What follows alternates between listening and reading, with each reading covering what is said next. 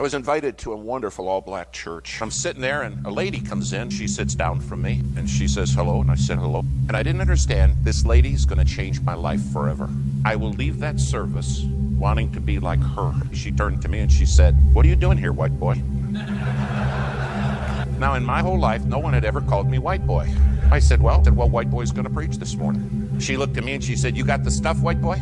I said, "I beg your pardon?" She said, "Don't play stupid, white boy." She said, "If the preacher ain't got the stuff, we don't have church. If you don't got it, you sit right down here and let somebody stand up there that's got the stuff." She said, "Now, you got it or not?" I said, "White boy's got the stuff." I didn't know what to say. She said, "They tell you how we do stuff here?" I said, "No." "Oh," she said, "Well, let me tell you. Service going to start right on time." She said, "And we're going to sing for at least an hour." She said, "Sometimes we sing more than an hour." She said, "You love to sing, white boy?" I said, "Oh, yeah, I never get enough of it, right?"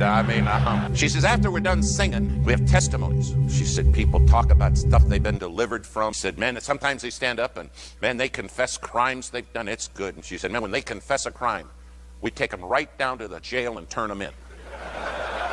She said, "You not done any crimes, have you, white boy?"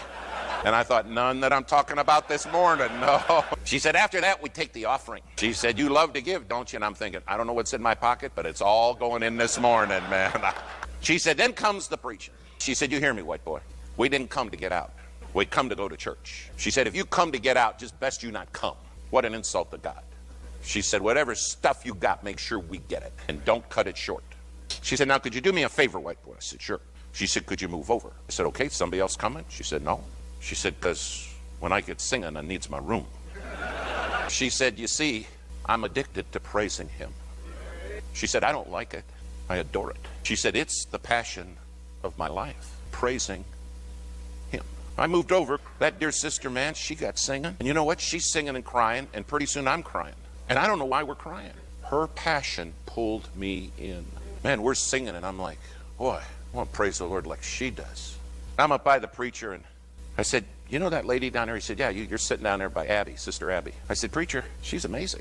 He said, "Well, did she share her testimony with you?" I said, "No." He said, "Well, David, let me tell you."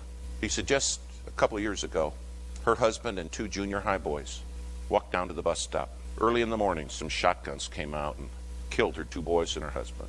I met her at the hospital, and I said, 'Abby, what do you want to do?' She said, 'Let's have church. I need to get back to my passion.'" He said, "Did she tell you she has stage 4 cancer and no money for medicine?" I said, "No, she didn't tell me that. All she did was tell me about her Jesus. And all I know is I want to be like her." Would anybody want to be like you?